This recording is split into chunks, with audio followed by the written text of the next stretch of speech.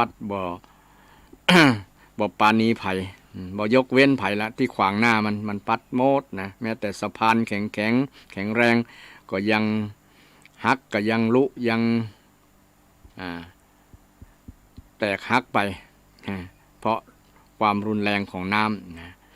พลานุภาพของธาตุดีเนี่ยดินน้ำไฟลมเนี่ยมันมีปอกันนะน้ำก็มีพลานุภาพมากแต่น้ำนี้จะมีคุณลักษณะที่มีประโยชน์กว่าอย่างอื่นนักหลายแต่ก็เวลาเป็นต้นมันมีน้ำนักมีน้ำไหลมันก็จะปัดเอาสิ่งที่ขวางมันเนี่ยแต่ต้นไม้ต้นอย่างที่มันขวางทางมันก็ปัดโกนนะในด้านความเสียหายต่างๆที่อยู่ก่อนหน้านี้ก็มีข่าวเช่นประตูเมืองเชียงใหม่ประตูเชียงใหม่ประตูอย่างก็เนี่ยประตูตั้ง 4-5 ด้านเนี่ยเนาะอันที่มันถล่มทลายแล้วก็มีเจดีย์ของวัดอันสุวัดอย่างก็วัดโบสถ์เงินน่ะนะนี่ ลึกไปละนะเจดีย์โก้นลงด้วยน้ำมือของฝนที่สั่งสมนักเลยทำให้มันพังมันถล่มทลายลงมาก็ขอแสดงความเสียใจความห่วงใยต่างรายการกับความเสียหายของวัดที่เจดีย์ได้พังไปเนาะแล้วก็คงจะมีหลายๆที่ก็คงได้รับความเดือดร้อนนะอย่างน้อยก็บางที่บางแห่งท่วมแล้วกับพระสงฆ์องค์เจ้าพระเนรเถรน้อยก็ไปกุมบาตรไปบิณฑบาตบ่ได้ก็จะอด ถ้าวัดไหนบ่มีสั่งสมเสบียงอยู่ก็คงจะอดกันละบ่ได้ฉันเพลบ่ได้ฉันเข้ากัน ศรัทธาญาติโยมก็จะห่วงตัวห่วงทั้งบ้านตัวห่วงทั้งพระสงฆ์องค์เจ้าที่ได้รับผลกระทบญาติโยมที่บ่ได้รับผลกระทบก็จะช่วยกันนี่ด้วยน้ำใจน้ำใจที่มีพลังมากกว่าน้ำท่วมพลังที่จะช่วยกันก็อนุโมทนากับศรัทธาญาติโยมที่มีพลังจิตพลังใจคือมีเมตตาธรรมมีความห่วงใยต่างๆที่มีในจิตในใจของศรัทธาท่านผู้ฟังทั้งหลายได้ไปช่วยกันในครั้งนี้ก็ขอบคุณแทนผู้ที่ได้รับผลกระทบได้รับผลกระทบที่แรงน้ำจิตน้ำใจเป็นพลังแห่งความดีงามได้ช่วยเหลือเกื้อกูลกันเป็นสิ่งที่งดงามศรัทธานานโมทนากับน้ำจิตน้ำใจนี่เป็นสิ่งที่สำคัญกับ คนเฮาที่อยู่ร่วมกันเนาะมีน้ำจิตน้ำใจมันก็อยู่กันอย่างมีสันติสุขมีความสงบสุขมีความดีงามเกิดขึ้นด้วยน้ำจิตน้ำใจของท่านศรัทธาท่านผู้ฟังทั้งหลายที่ได้ไปแสดงออกได้ไปช่วยเหลือเกื้อกูลกันในยามที่มีปัญหามีภัยต่างๆเกิดผลกระทบขึ้นเกิดคนเสียหายขึ้นก็ได้น้ำจิตน้ำใจนี่แหละช่วยเหลือเกื้อกูลกันก็ต้องขอบคุณไว้ล่วงหน้าตัวศรัทธาญาติโยมมีจิตมีใจที่จะร่วมด้วยช่วยกันในการแบ่งเบาแบ่งภาระปัญหาต่างๆที่เกิดขึ้นจากอุทกภัยในครั้งนี้ก็ขอบคุณแทนผู้ที่ได้รับผลกระทบทุกท่านทุกคนพุทธิแล้วก็ได้สัญญาไว้กับท่านผู้ฟังทั้งหลายถ้าท่านศรัทธาได้ฟังอยู่ก็คงจะพอจำได้ว่าได้สัญญาไว้ว่าจะได้กับศรัทธาที่จะอู้เรื่องอย่างในวันพุธจะมาถึงคือวันนี้ได้สัญญาตกลงไว้ว่าจะอู้ศรัทธาฟังกับเกี่ยวกับเรื่องบุญเรื่องกุศลนั่นแหละที่อาตมาได้อู้เรื่อง ได้อู้กำก่อนเปิดรายการก่อนเปิดรายการเกี่ยวกับเรื่องบุญเรื่องกุศลแต่บุญกุศลที่จะเกิดขึ้นนี้ก็ช่วงออกพรรษาแล้วก็คือบุญกฐินเป็นบุญใหญ่วันนี้ก็จะได้นำเรื่องบุญกฐินนี้กับศรัทธาญาติโยมได้รับฟังกัน เพื่อทบทวนความจำบางคนอาจจะลืมไปแล้วว่าปฐมเหตุแห่งการทานกฐินเนี่ยมันมาจะได้เป็นจะได้ก็จะได้ฟังกันในวันนี้เนาะเรื่องราวเกี่ยวกับกฐินนี้ก็มี3 เรื่อง 3 ยุคด้วยกันยุคแรกก็ยุคสมัยก่อนที่จะอู้เรื่องคนที่จะทำสร้างกฐินเป็นคนแรกนะ3 ยุคนี้ก็อู้เกี่ยวกับความหมายของกฐินก่อนเนาะกฐินเป็นไม้แบบไม้ที่เป็นชื่อของผ้าเนาะที่จะทำเป็นผ้าเป็นอย่า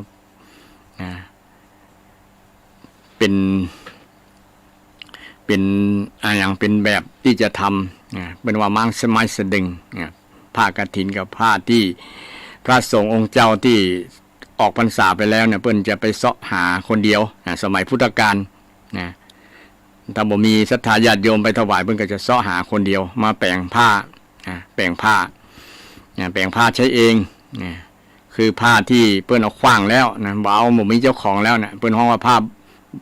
ปังสุกุลผ้าที่เปื้อนฝุ่นเปื้อนธุลีทั้งหลายเปื้อนฝุ่นเปื้อน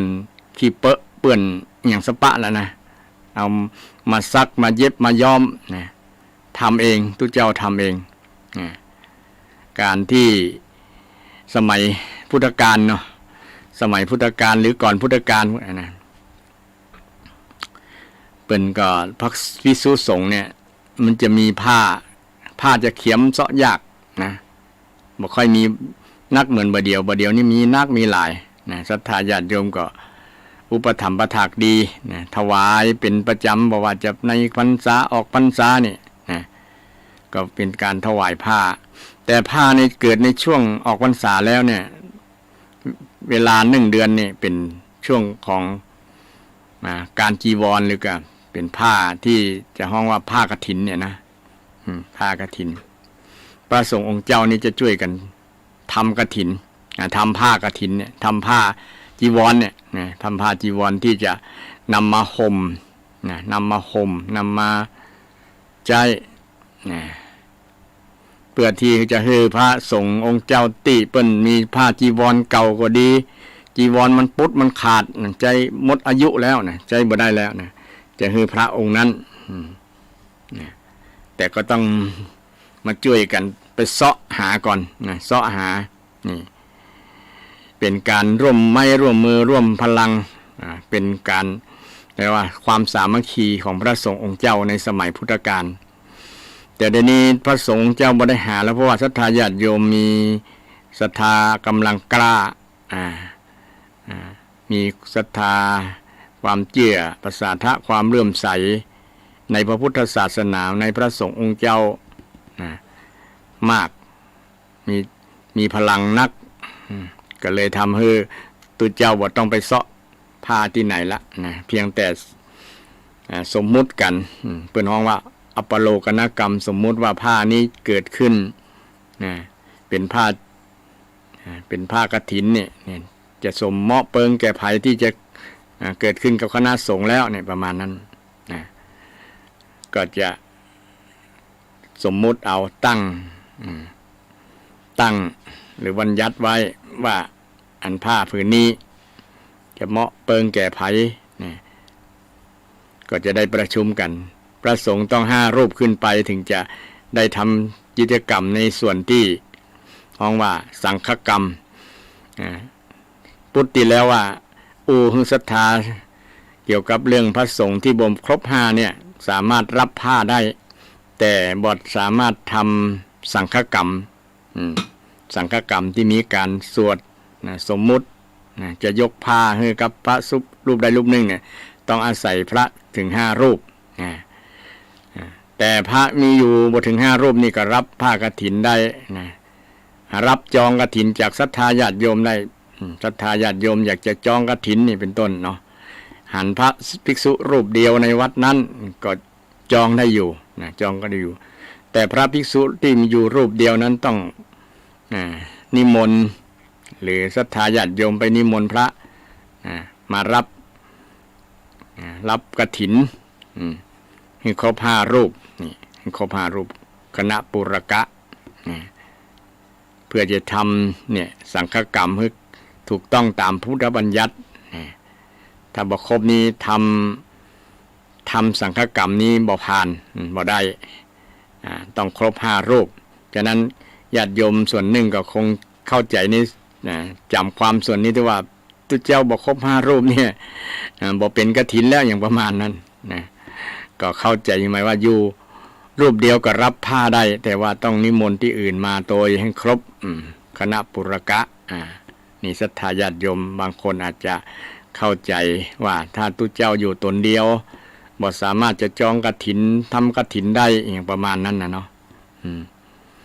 นี่ก็เข้าใจใหม่เนาะศรัทธาญาติโยมที่มีกุศลเจตนาศรัทธาอยากจะทำบุญกฐิน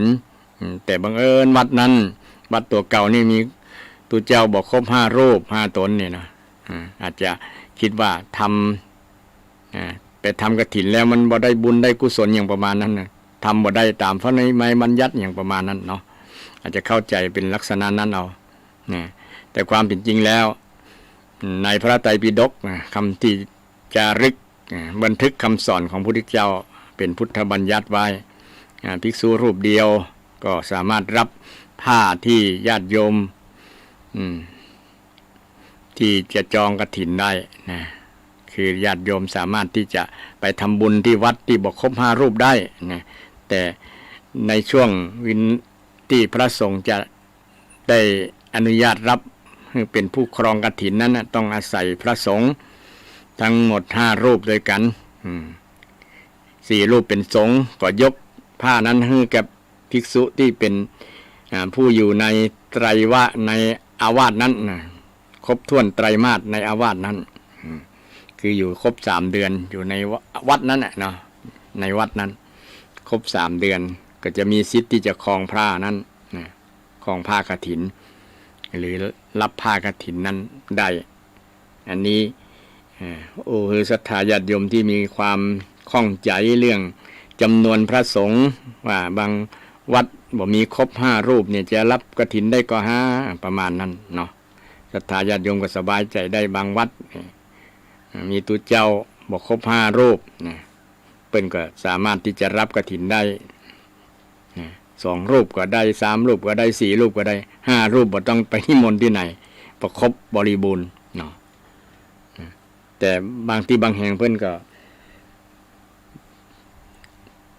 ก็ยังไปนิมนต์ที่อื่นมาคือมันเต็มมันพร้อมแฮมเพราะว่าเคยลงโบสถ์เดียวกันลงอุโบสถเดียวกันนี่อยู่ในเขตตำบลนั้นเดียวกันก็นิมนต์มารับมาอนุโมทนากฐินนี้โดยฉะนั้นการทำบุญกฐินกฐินก็คือการทำถวายผ้านั่นเองผ้าเป็นชื่อของผ้ากฐินนะเนาะชื่อของผ้าแต่ศรัทธาญาติโยมฟังไปแล้วมีความสงสัยท่านใดก็วิ่งกลางมาถามอย่าปล่อยให้ความสงสัยลอยนวลความสงสัยอาจจะลอยนวลมันจะพลาดโอกาสไปนะ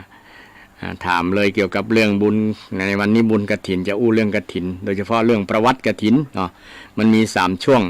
เวลา3 สมัย3 ยุค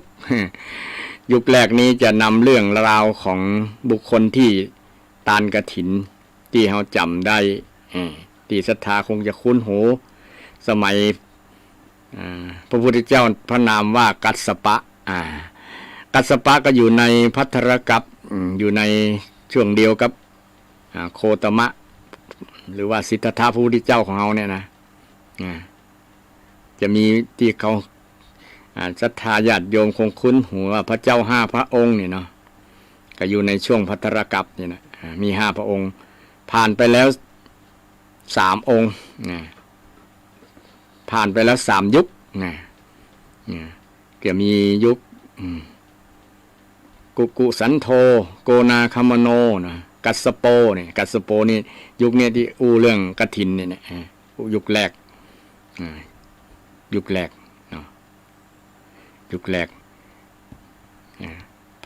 ยุคที่ก่อนหน้าพระพุทธเจ้าของเราเนี่ยนะโคตมะสักยะเนี่ยซึ่งเป็น พระพุทธเจ้าที่ตรัสรู้ก่อนหน้านี้ชื่อว่ากัสสปะเป็นองค์ที่3ของพระพุทธเจ้าในยุคนี้นะยุคภัตตลกัปก็มีครอบครัวหนึ่งยากจนในช่วงสมัยพระพุทธเจ้านามว่ากัสสปะเนี่ยพุทธเจ้ามีนักมีหลายนะศรัทธาญาติโยมมีหลายพระองค์ที่ผ่านมาบางตีบางแห่งเพิ่นก็นับไว้มี28พระองค์ก็มีนะมีหลายๆองค์เป็นแสนเป็นหมื่นๆองค์ก็มีนะที่จนเขาจำมาได้นะอันนี้เป็นพระพุทธเจ้าในแต่ละยุคแต่ละสมัยอย่างยุคของกัสสปะยุคของพระพุทธเจ้านามว่ากัสสปะเนี่ยก็เป็นยุคหนึ่งยุคพระพุทธเจ้าของในปัจจุบันนี้ถึงแม้พระองค์เสด็จดับขันธ์ปรินิพพานไปแล้ว 2,000 กว่าปีชื่อว่าโคตมะสักยะวงศ์เนี่ยนะซึ่งพระองค์ก็มีอายุศาสนาที่เราเข้าใจกันว่ามี 5,000 ปีนี้ใน 2,000 กว่าปีมาแล้วนี่แต่สมัยก่อนเป็นหมื่นปีนะอายุของแต่ละยุคแต่ละสมัยเป็นหมื่นปีแต่ในนี้ก็เริ่มน้อยลงนะเหลือนี่บ่ถึงหมื่นนับเป็นที่เราเข้าใจกันว่ามี 5,000 ปี5,000 ปีนี่ก็เกินพุทธกาลแล้วเนาะ 2,000 กว่าปีมาแล้วนะเข้ามาทางค่อนละเนาะก่อนหน้านี้เนี่ยคือกัสสปะพุทธเจ้าเนี่ยมีเรื่องราวเกี่ยวกับคนที่เกี่ยวข้องกับกฐินมีคนครอบครัวหนึ่งมีคนเป็นคนยากจนเป็นทุกขตะนะอดอยากต้องแต่ว่าทำอิ่มมื้อกินอย่างอดมื้อกินมื้อนะอดมื้อกินมื้อทำวันนี้จะได้กินวันนะ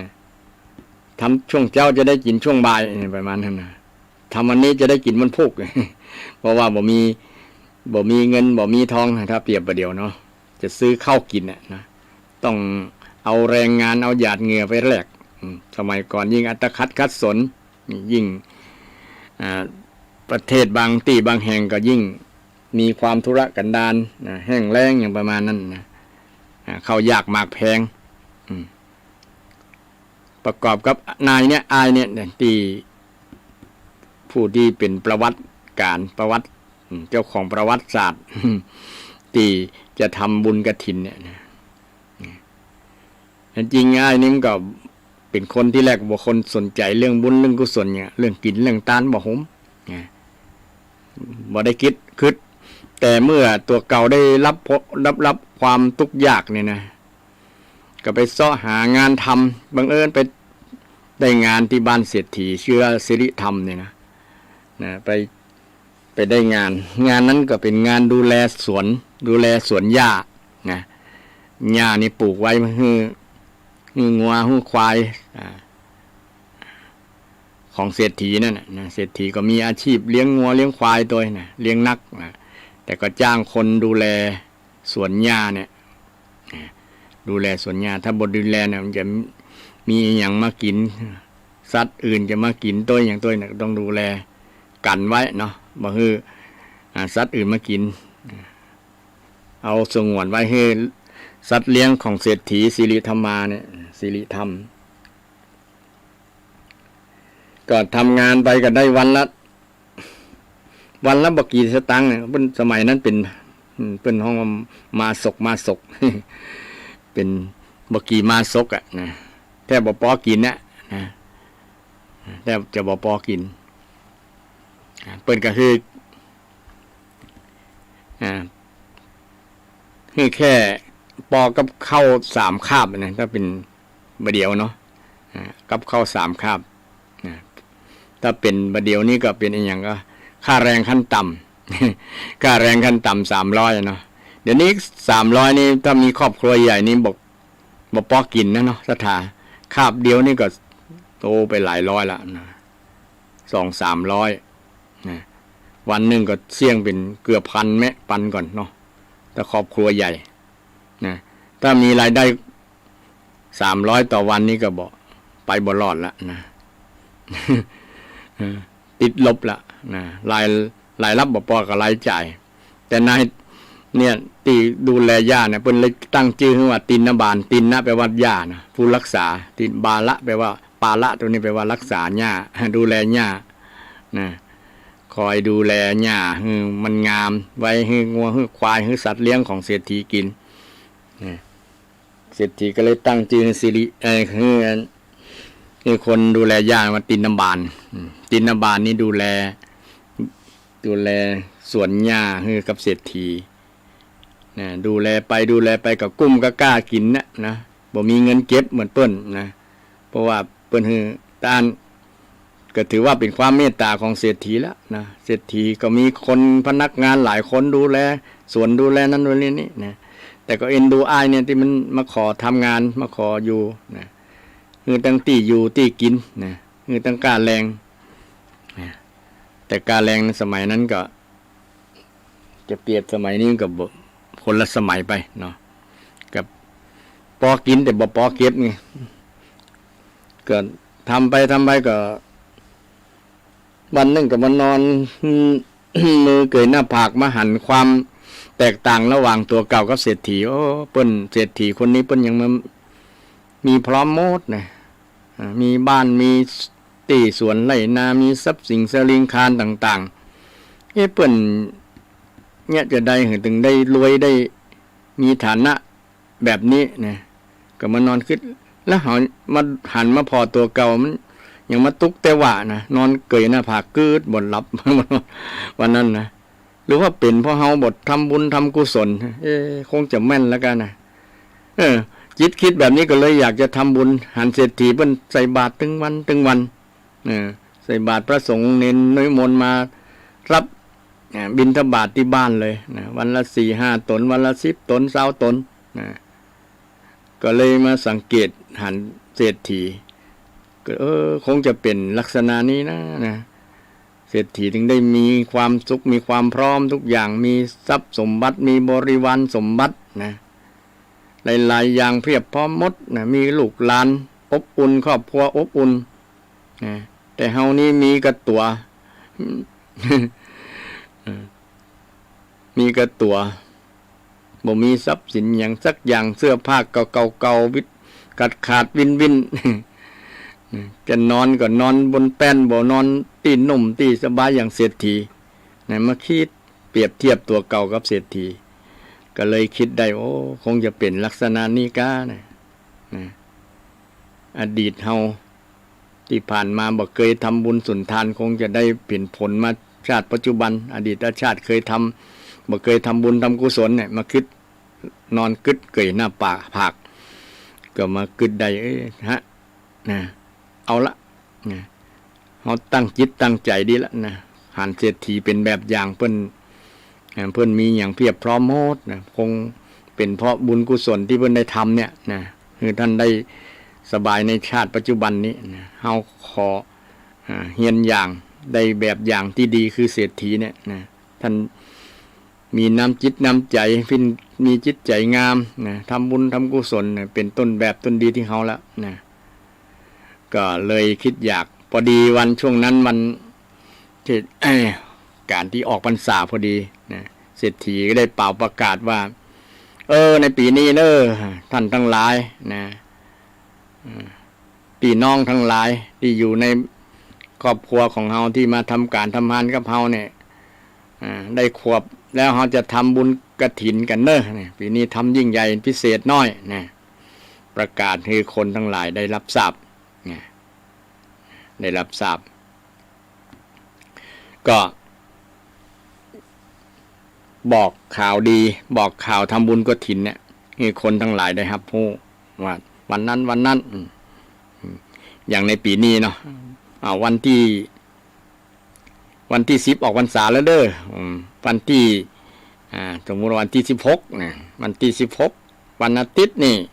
จะทำบุญกฐินเนี่ยเนาะเศรษฐีก็จะบอกว่าวันอาทิตย์ที่16เนี่ยจะทำบุญกฐินตินบานก็ฟังตั้งใจฟังเพิ่นจะเราจะได้โอกาสคำนี้แหละจะทำบุญก็เปิ้นอาศัยเปิ้งบารมีบุญของเปิ้นตัวเองวันแต่มัน มาคิดแถมเราบ่มีสตังค์สักบาทนี่เราจะไปเอาอย่างที่ไหนมาทำบุญนะทรัพย์สินอย่างก็บ่มีแค่ตัวอย่างเดียวเนี่ยจะได้เนี่ยนอนกึดแหมนอนเกยหน้าผากกันละนะจะไปเสาะไปยืมสตังค์ที่ไหนกะฮะ นอนกึดแหมนะก็มากึดได้ว่าในตัวเฮาเนี่ยมีทรัพย์สมบัติอย่างเดียวก็คือผ้านุ่งผ้าห่มที่เฮานุ่งห่มอยู่เนี่ยชุดเดียวเนี่ยนะชุดเที่ยวก็ชุดนี้ชุดนอนก็ชุดนี้ชุดทำงานก็ชุดนี้แหละนะเนี่ยมีชุดเดียวศรัทธาท่านผู้ฟังเนี่ยแต่ก็จะเอาไปขายอยู่นะ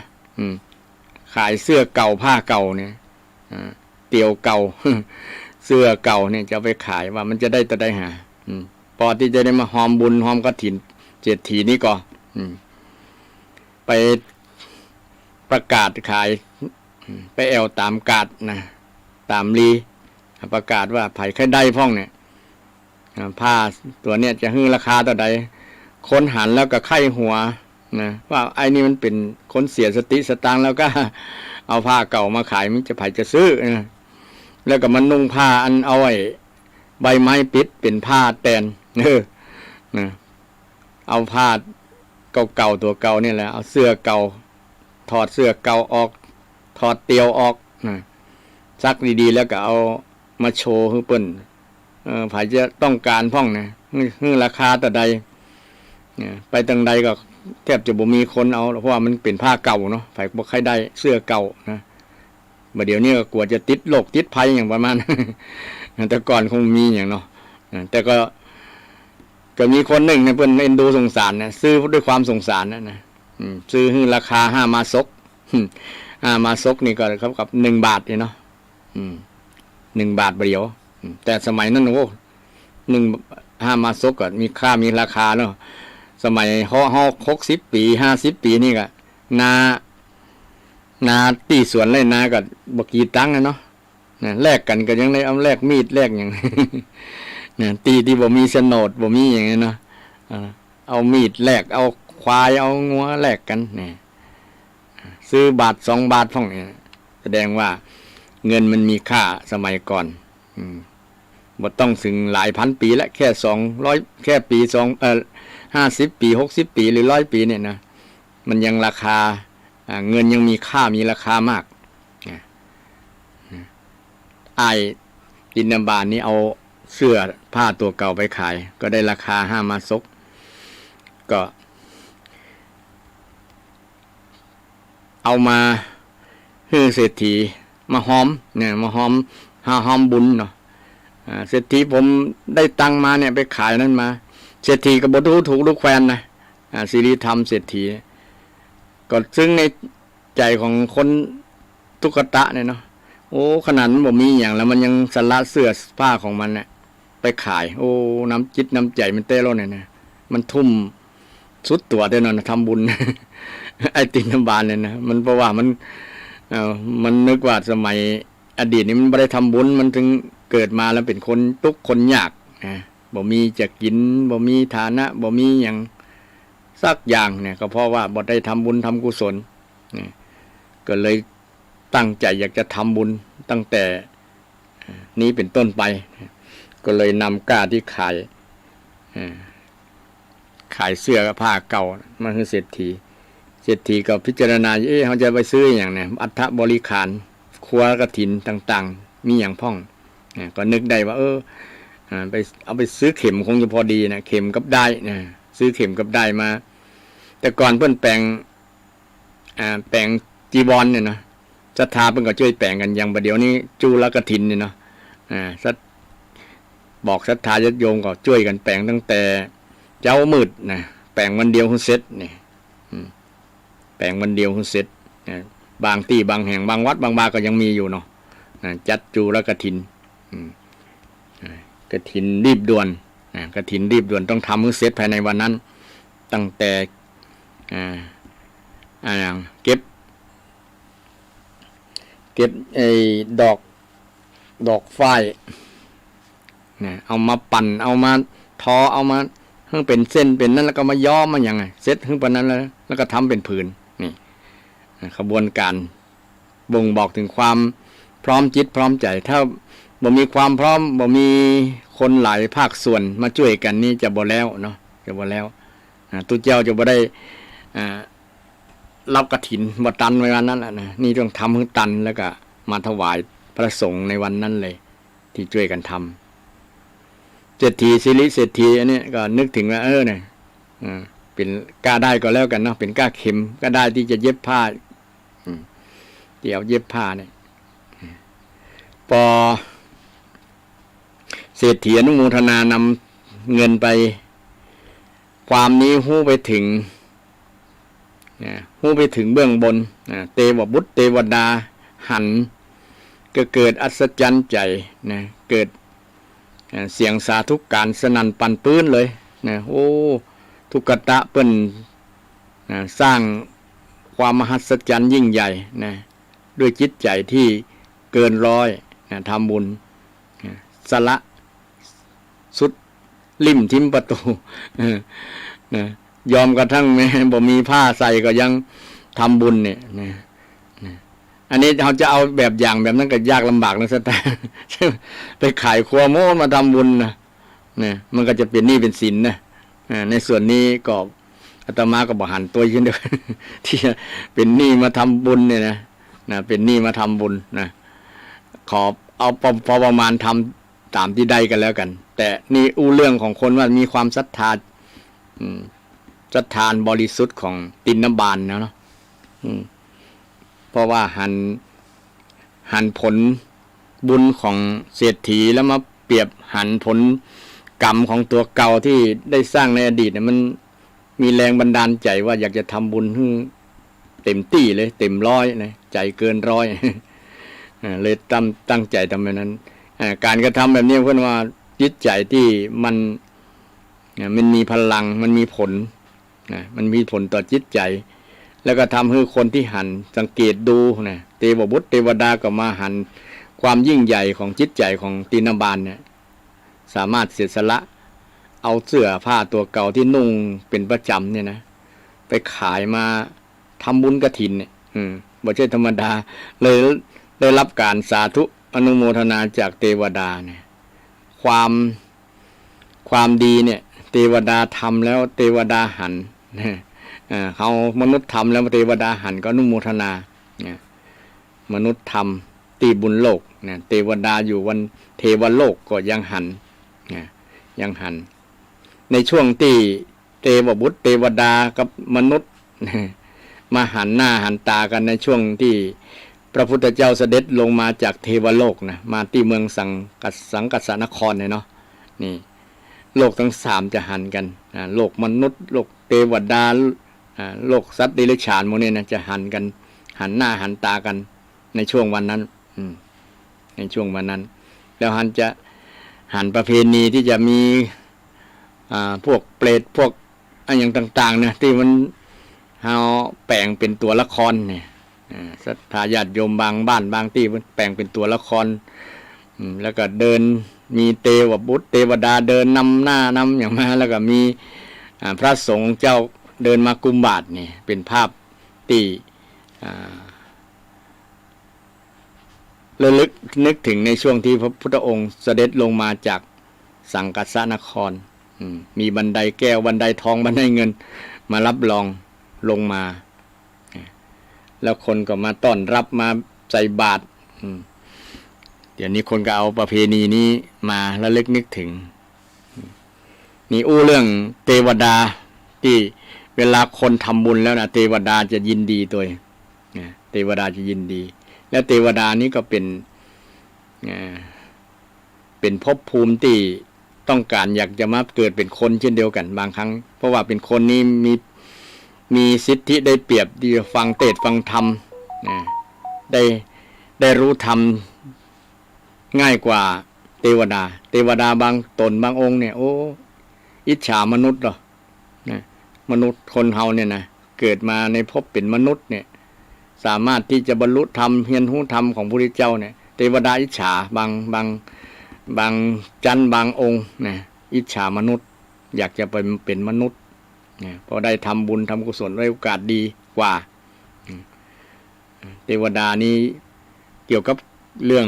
ตังบนมันเกี่ยวกับเรื่องการเวลามันยาวนานนะมันบหันอนิจจังทุกขังอนัตตา ก็เลยจะหูธรรมยากกว่ามนุษย์แต่เทวดาบางพบบางภูมิกับหุมฟังเทศฟังธรรมนะอย่างเช่นฟังมงคลสูตรเนี่ยนะเกี่ยวกับหลายๆสูตรที่เดียวละมีเกี่ยวข้องกับเทวดาเทวดาจะมาฟังเทศฟังธรรมของพระพุทธเจ้าแล้วว่าหรือว่าช่วงเวลาที่คนทำดีแบบสุดๆทำดีแบบเป็นสัญลักษณ์เป็นลักษณะเด่นๆอย่างนี้เนาะหรือว่าคนตนบุญจะเกิดนี่เทวดาจะแสดงสาธุการสาธุการเปล่งสาธุอย่างสนึกสนันปันปื้นกึกก้องทั่วโลกธาตุทั่วโลกธาตุอย่างฟ้ามันคำรามเนี่ยหึมมั่มเนี่ยนะลักษณะนั้นนะแต่เสียงสาธุการมันม่วนหรอมันม่วนสาธุอย่างคนหลายๆสาธุนี่มันก็ก้องกันนะศรัทธาลองฟังเนี่ยคนเป็นร้อยๆเนี่ยเวลาสาธุเนี่ยมันกึกก้องนะอย่างทหารปฏิญญาณตนเนี่ยนะทหารเป็นพันๆคนเนี่ยอู้กับบ่ตั้งดังแต่ว่านะแต่ว่ามันเสียงกึกก้องมันดังไก่เนี่ยดังไก่เพราะหลายคนเสียงมันก้องกันเนาะมันไปไก่ก็บ่ต้องเป่งเสียงเต็มที่นะแค่ประมาณเนี่ยก็ดังไก่แล้วเพราะว่ามันหลายคนมันกึกก้องมันเป็นพลังเทวดาก็ลักษณะนั้นยิ่งอยู่เบื้องบนนะเสียงยิ่งก้องเสียงยิ่งดังไอเป็นเหตุทำให้พระราชาเมืองนั้นน่ะเกิดคำถามว่ามันอย่างเกิดขึ้นเนี่ยนะสั่งอมาตย์ราชบัณฑิตทั้งหลายไปตรวจดูว่ามันมีเกิดเหตุอย่างเกิดขึ้นก็ทราบข่าวว่ามีตุ๊กตาคนหนึ่งเปิ้นทำบุญกับสิริทำบุญกฐินเทวดาก็เลยอนุโมทนาเมื่อทราบถึงพระกันของพระราชาแล้วก็โอ้ยินดีเป็นตุ๊กตามีพลานุภาพขนาดนั้นกะมีฤทธานุภาพขนาดนั้นกันเนี่ยแสดงว่าเป็นคนมีบุญนะบุญนักบุญหลายเนี่ยเทวดาถึงสรรเสริญเยินยอสาธุการทั้งสนั่นปั่นปื้นแบบนี้นะก็เลยห้องรับสั่งให้ตินบาลเข้าเฝ้าตินบาลเข้าเฝ้าก็กราบทูลตามความเป็นจริงที่ตัวเก่าได้มีประวัติจะได้ก็กราบทูลให้ฟังเทวันอันพระราชาก็เกิดความเลื่อมใสในปฏิปทาของตินบาลก็เลยมอบทรัพย์สมบัติบอกว่าจะเป็นอย่างหลายๆอย่างจ้างม้างัวควายเลือกสวนไร่นาต่างๆเลยเกิดเป็นเศรษฐีตั้งแต่นั้นมาเพราะว่าได้ทรัพย์จากพระราชามอบให้เป็นของรางวัลที่พระองค์ประทับใจพระราชาประทับใจในน้ำใจของตินบาลที่ทำบุญกฐินด้วยขายเสื้อผ้าเก่าตัวเก่าเนี่ยศรัทธาการทำบุญที่เกี่ยวข้องด้วยเงินกับมาจากตินบาลเนี่ยศรัทธาเอาเงินไปหอมเศรษฐีฉะนั้นไผมีเจตนาอยากจะร่วมทำบุญกฐินต่างๆเนี่ยก็เลยเป็นที่มาของการทำบุญใส่ซองปัจจัยเนี่ยก็เฮียนอย่างตินบาลนี่แหละตามเจตนาศรัทธาตามกำลังตามกำลังก็เพื่อมาหอมเรื่องผ้านั่นแหละมาหอมเรื่องผ้าปัจจัยถ้าใครสงสัยเกี่ยวกับเรื่องอย่างกฐินนี่มันมีเงินมีทองมียอดกฐินต้อยก้าอย่างนั้นนะก็เป็นที่มาเรื่องนี้นะเป็นเรื่องของกฐินสามัคคีนะที่คนที่จะมีกำลังพอบ่มีกำลังพอที่จะเป็นเจ้าภาพเจ้าศรัทธาคนเดียวเนาะ ก็อาศัยหลายๆคนรวมกันนะมาช่วยกันหอมลงขันกันประมาณนั้นร่วมช่วยกันเนาะซื้ออัฐบริขารซื้อผ้าที่จะอุปโลกเป็นกฐินเนี่ยก็เป็นที่มาของกฐินสามัคคีร่วมด้วยช่วยกันแปลงกฐินสามัคคีในรูปแบบของกฐินจุลกฐินถึงวันเนี่ยนะปัจจุบันเนี่ยเป็นลักษณะนั้นที่จะได้อาศัยร่วมการร่วมไม้ร่วมมือร่วมแรงทรัพย์แรงสติปัญญาแรงกายแรงใจหลายๆอย่างรวมกันพร้อมกันมีความสามัคคีกันเป็นบุญเป็นกุศลแรงกล้าก็เป็นที่มาจากเรื่องของตินบาลเมื่อตินบาลได้เป็นเศรษฐีด้วยอันนิสงส์ด้วยผลบุญที่ทำค้าขายผ้าเสื้อผ้าเก่าเนี่ย5 มาซกเนี่ยลงทุน5 มาซกเนี่ยได้เป็นบ่ฮู้กี่ล้านนะเนาะเป็นเศรษฐีในพริบตาทีเดียวเพราะว่าเกิดความประทับใจของพระราชาว่าโอ้คนจนผู้ยิ่งใหญ่ถึงวันนี้ก็มีคนจนผู้ยิ่งใหญ่นะศรัทธานะส่วนนักเนี่ยวัดวาศาสนาส่วนนักก็ได้กับคนที่บ่มีจะกินนั่นแหละบางคนชอบทำบุญเนี่ยฉะนั้นก็เกิดความภูมิใจในญาติโยมแต่สักวันหนึ่งเขาจะเปลี่ยนอย่างตินบาลนะเพราะได้อานิสงส์แต่บ่ได้สนับสนุนให้ศรัทธาเป็นหนี้เป็นสินมาทำบุญนะทำตามกำลังศรัทธาแต่นึกถึงประวัติของตินบาลที่ทำบุญกฐินเป็นคนแรกในประวัติการสมัยพุทธกาลในสมัยพระพุทธเจ้านามว่ากัสสปะนามว่ากัสสปะอันนี้เป็นยุคแรกเรื่องแรกที่นำมาเล่าให้ศรัทธาญาติโยมฟังเกี่ยวกับเรื่องกฐินก็คือผ้านะผ้าที่จะถวายพระสงฆ์ถวายพระสงฆ์องค์เนนที่มีผ้าที่เก่าผ้าที่ขาดนำไปเปลี่ยนนั่นเองแต่การทำกฐินนี่มันมีอานิสงส์ที่บ่เหมือนทำบุญอย่างอื่นเปิดว่าอานิสงส์แปลกอานิสงส์แปลกคือจะได้คือได้ทั้งคนทำและได้ทั้งคนรับคนรับก็คือตุ๊เจ้าเนี่ยเป็นผู้รับผ้าเนาะคนรับผ้าแล้วก็ได้อานิสงส์5 อย่างก่อนศรัทธาได้ห้าอย่างอานิสงส์ก็คือประโยชน์ที่พระสงฆ์ได้นะอันนี้ยังไม่ได้กล่าวถึงอานิสงส์ของศรัทธาที่ได้หรือว่าประโยชน์จากการทำบุญกฐินเนี่ยนะตุ๊เจ้าที่ได้รับผ้ากฐินเนี่ยก็ได้อานิสงส์หนึ่งไปไหนไม่ต้องบอกลาเนี่ยศรัทธาไปไหนไม่ต้องบอกลานี่เป็นประเพณีไปลามาไหว้ธรรมเนียมของไทยได้จากเรื่องนี้แหละนะเรื่องมาจากวินัยบัญญัติของพระพุทธองค์ตามหลักแล้วตุเจ้าที่ยังบ่ได้5 พรรษาเนี่ยนะยังต่ำกว่า5 พรรษายังเป็นนวกะภูมิอยู่จะไปไหนก็ต้องบอกตุหลวงบอกเจ้าอาวาสหรือว่าบอกพระภิกษุภายในเนี่ยว่าจะไปไหนแต่ถ้าบอกนี่เป็นอาบัติในพระวินัยบัญญัติเปิ้นกำหนดไว้อันแต่เมื่อได้อานิสงส์กฐินแล้วเนี่ยก็บ่ต้องบอกแต่ว่าก็บอกก็บ่เป็นหยังก็ดีอยู่เนาะเพราะว่าธรรมเนียมของประเพณีของชาวไทยก็ต้องไปลามาไหว้อยู่แล้วบอกเจ้าอาวาสบอกเจ้าตี้นี่จะไปนี่ก่อนไปธุระไปเยี่ยมโยมเพราะว่าบางที่บางแห่งมีตุ๊เจ้าอยู่ต่างจังหวัดเนาะออกพรรษามาแล้วเนี่ยก็จะปิ๊กไปเยี่ยมโยมไปหาโยมพ่อโยมแม่โยมพี่น้องที่อยู่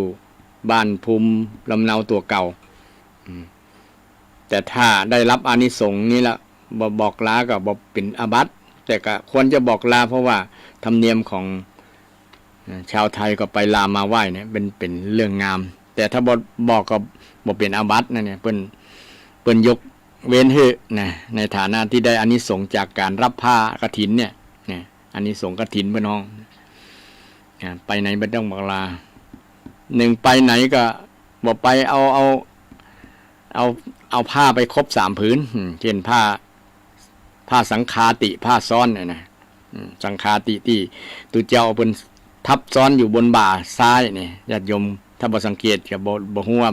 ผ้า2 ผืนมันทบเวลาตุเจ้าเป็นคลองผ้าแบบคลองลัดอกเนี่ยศรัทธาจะสังเกตเนี่ยผ้าผืนหนึ่งเป็นจะพับแบบเรียบร้อยเลยอันจริงผ้าสังคาติเนี่ยเป็นเพื่อนว่าผ้าซ้อนเนาะซ้อนเวลาหน้าหนาวเนี่ยจะต้องซ้อนกันชั้นหนึ่งเพียงจีวรเพียงผ้าจีวรผ้าจีวรอุตราสงผ้าอุตราสงคือจีวรนะสังคาติผ้าซ้อนอันตราวาสกผ้านุ่งหรือสบงนั่นแหละนะ3 ผืนเนี่ยตุเจ้าต้องเอาไปครบไปที่อื่นนะนอกจากอยู่ที่วัดนะถ้าบอกเอาไปครบนี่จะพิษอาบัตินะก็โดยความเป็นห่วงเป็นใยเรื่องสุขภาพนั่นแหละยิ่งตีเหตุที่มีความหนาวนะในหน้าหนาวเนี่ยต้องอาศัยความอบอุ่นถ้าลืมผ้าซ้อนไปแล้วลืมผ้าสังคาติเนี่ยนะมันจะหนาวบ่ปลอดภัยต่อสุขภาพเนี่ยอาจจะปอดบวมก็อย่างก็นะบางทีบางแห่งเดี๋ยวนี้มีบริขารเป็นว่าบริขารเล็กๆน้อยๆเช่นหมวกซุปหัวอย่างนี้นะแต่ในหลักวินัยเป็นว่าบริขารโจรบริขารเล็กๆน้อยๆนะบริขารผ้าบริขารที่มันผืนเล็กๆน้อยๆเนี่ยเอามาป้องกัน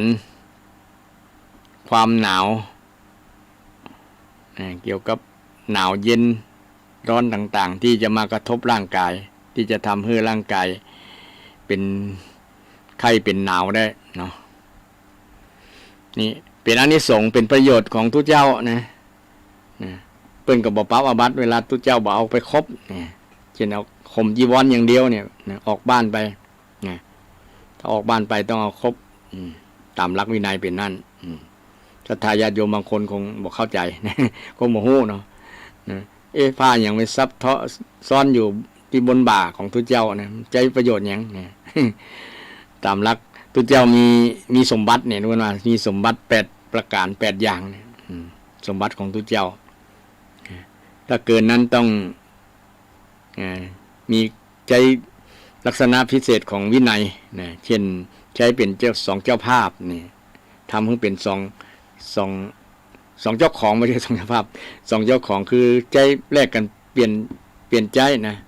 คือเป็นหลักการของการประหยัดนะบ่ใช่ฟุ่มเฟือยนะชุด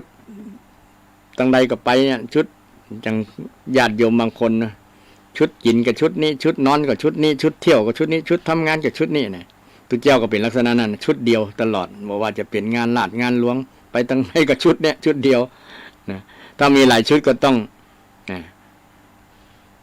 ทำตามคือถูกต้องพระวินัยบัญญัตินะ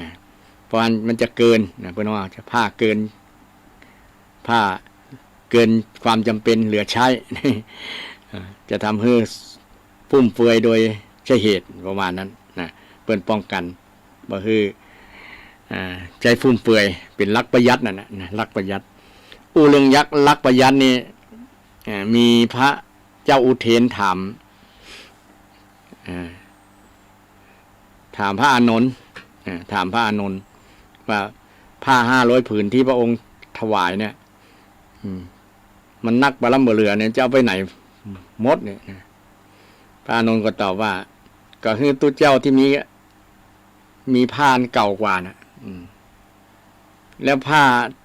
ผืนเก่าที่ตัวเก่าสละนี่เหรอจะหึ่งไผก็คือพระที่มีเก่ากว่าเนี่ยนะหึ่งไปใจถ้าเก่ากว่านี้ไปไหนก็เอาไปใจอย่างอื่นกันเอาไปแปลง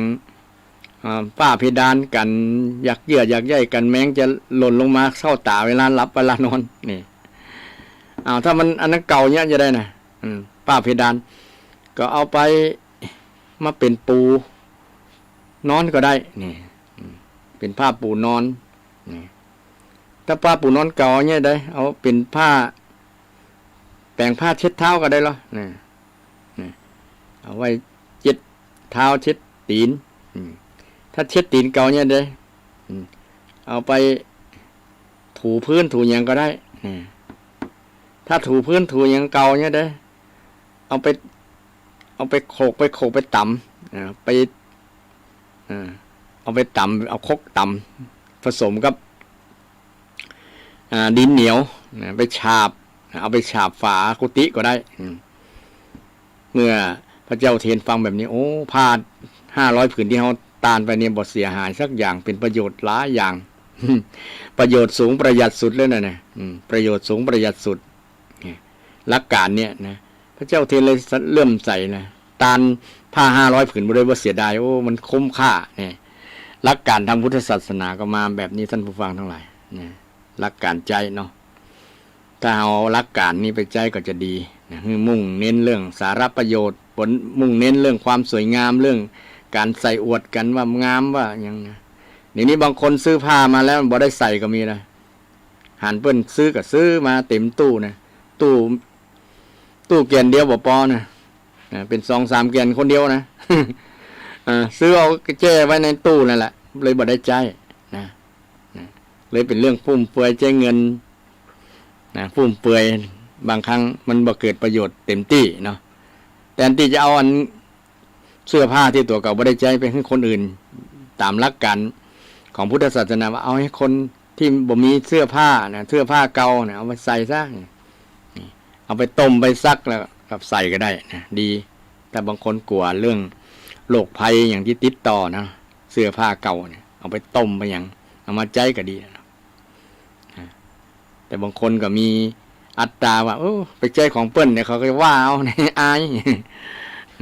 ตามหลักพุทธศาสนาบ่มีเรื่องอายนะ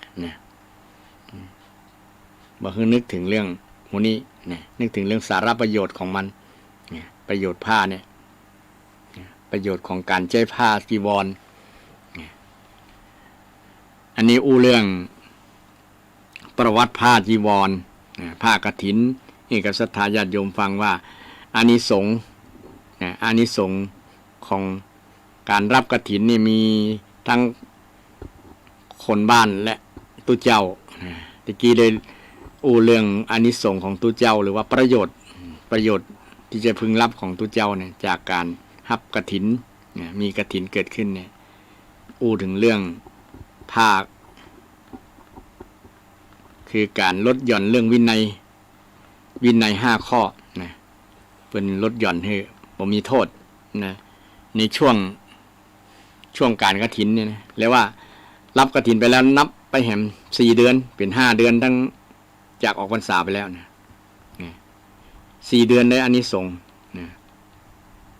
จะไปไหนบ่ต้องบอกลาใน4 เดือน5 เดือนเนี่ยนะ5 เดือนรวมทั้งนับจากออกพรรษาไปแล้ว5 เดือนครบ5 เดือนเนี่ยบ่เป็นอาบัติบ่เป็นโทษไอ้นะภาษาชาวบ้านบ่เป็นโทษบ่มีโทษกับตุเจ้าไปไหนบ่ต้องบอกลาไปไหนบ่ต้องเอาผ้าไปครบเมื่อกี้นี่อู้เรื่องผ้าคือศรัทธาญาติโยมฟังผ้าจีวรนะผ้าสังฆาติเนี่ยผ้าซ้อนเนี่ยอู้ศรัทธาญาติโยมฟังที่ตุเจ้าเวลาคลองผ้าแล้วมีผ้าอยู่บนบ่าซ้ายต้องสังเกตดีๆนะเพิ่นจะคลองเอาผ้ารัดอกไว้บ่ให้มันหลุดตก แล้วก็ให้มันแน่นนะผ้ารัดอกผ้ามัดไว้นะกันไว้เวลาไปทางใดหนาวเวลาจะนอนเนี่ยใจเป็นหมอนก็ได้นี่ ผ้าสังฆาติตบเป็นหมอนนะนอนกลางป่ากลางดอยนะได้เพราะว่าชีวิตของตุเจ้าก็มีได้นะสมบัตินะ บ่มียังมีผ้า3 พื้นเนี่ยเป็นสมบัติของตุเจ้าผ้าผืนที่4ที่จะเกิดขึ้นผ้ากฐินเนี่ยนะแต่ต้องสละผ้าผืนเก่าก็เหลือ3 ผืนอย่างเก่านะเหลือ3 ผืนอย่างเก่านี่เป็นหลักการทางพุทธศาสนาอานิสงส์ต่อมาก็คือ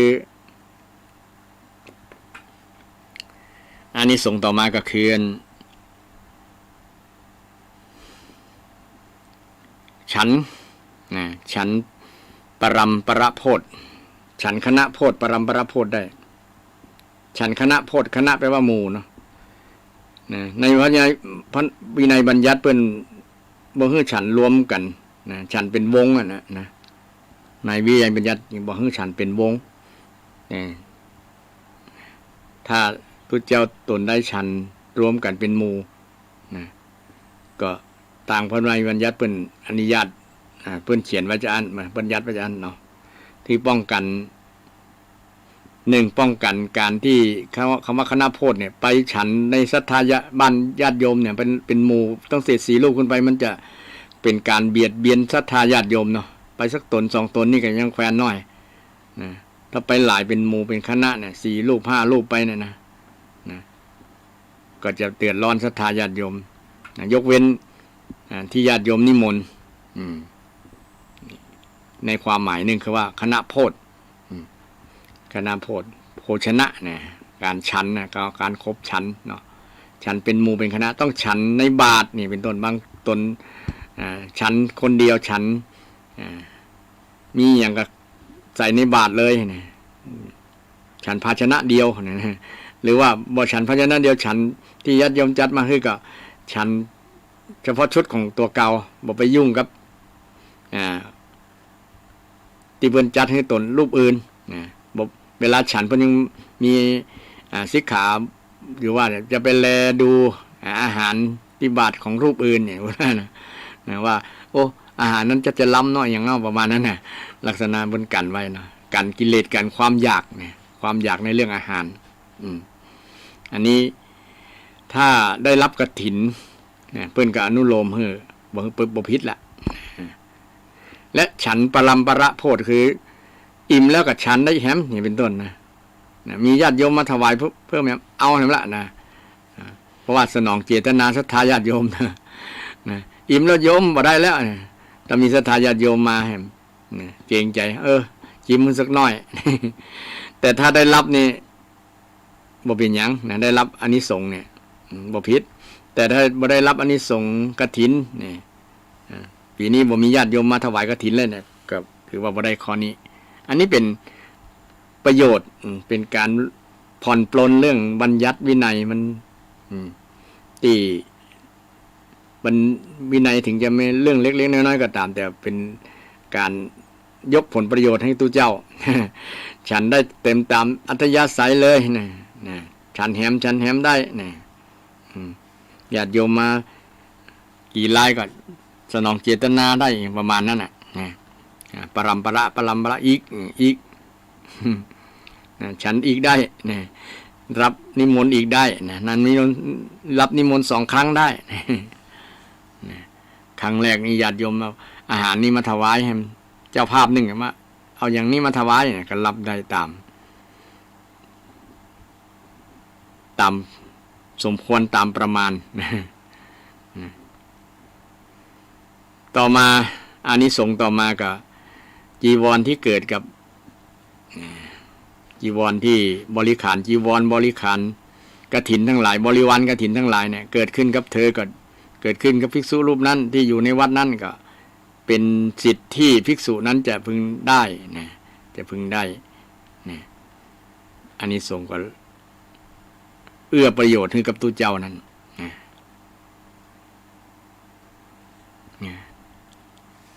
อันนี้เป็นอานิสงส์ของตัวเจ้าอานิสงส์ของศรัทธาญาติโยมก็มีอย่างตินบาลเนี่ยได้เป็นเศรษฐีเนี่ยนะฉะนั้นคนจึงนิยมทำบุญกฐินอยากจะเป็นเศรษฐีอย่างตินบาลนะเป็นคนจนทุกขตะแท้ๆเนี่ยกลายเป็นเศรษฐีในวันนั้นเลยเพราะพระราชาประทับใจโอ้จิตใจยังมายิ่งใหญ่ขนาดนี้นะบ่มีเงินบ่มีทองแล้ว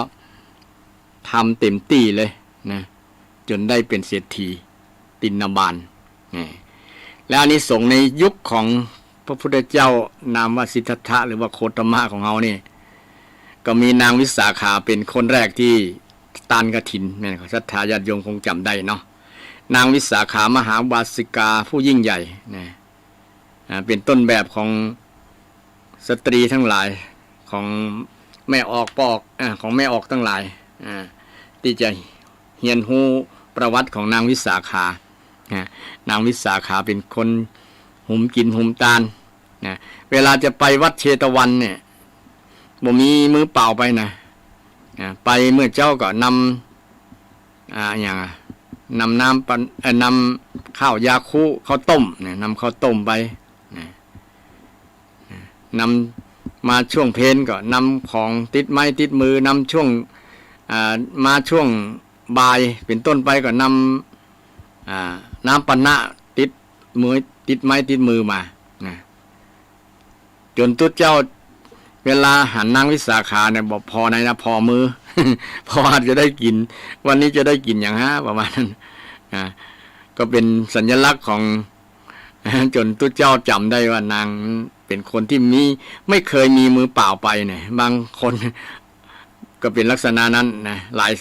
ลายคนทีเดียวแหละนะในสมัยพุทธกาลนะเป็นผู้ไม่เคยมีมือเปล่าไปวัด ไม่เคยมีมือเปล่าไปวัดแต่คนปัจจุบันบางครั้งเนี่ยมือเปล่าไปวัดแต่มือเต็มกับบ้านเนี่ย เช่นนะใส่ปิ่นโตไป2 เถานะขาปิกมาเป็น5 เถาปิกบ้านเนี่ยอันนี้บ่ได้ว่าศรัทธา แต่ว่าศรัทธาที่เปิ้น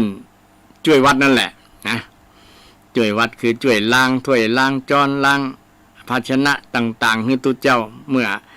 อาหารมันเหลือกินเหลือฉันของตุ๊เจ้าแล้วส่วนที่เป็นมงคลศรัทธาก็ห่อปิกมาให้ลูกให้หลานนะมันก็บ่ผิดนะเพราะว่าตุ๊เจ้าเปิ้นอนุญาตให้แล้วนะเปิ้นอนุญาตให้นะแต่มันเป็นสายตาของบางคนมาหันว่าไปวัดแล้วไปเอาครัวเอาของ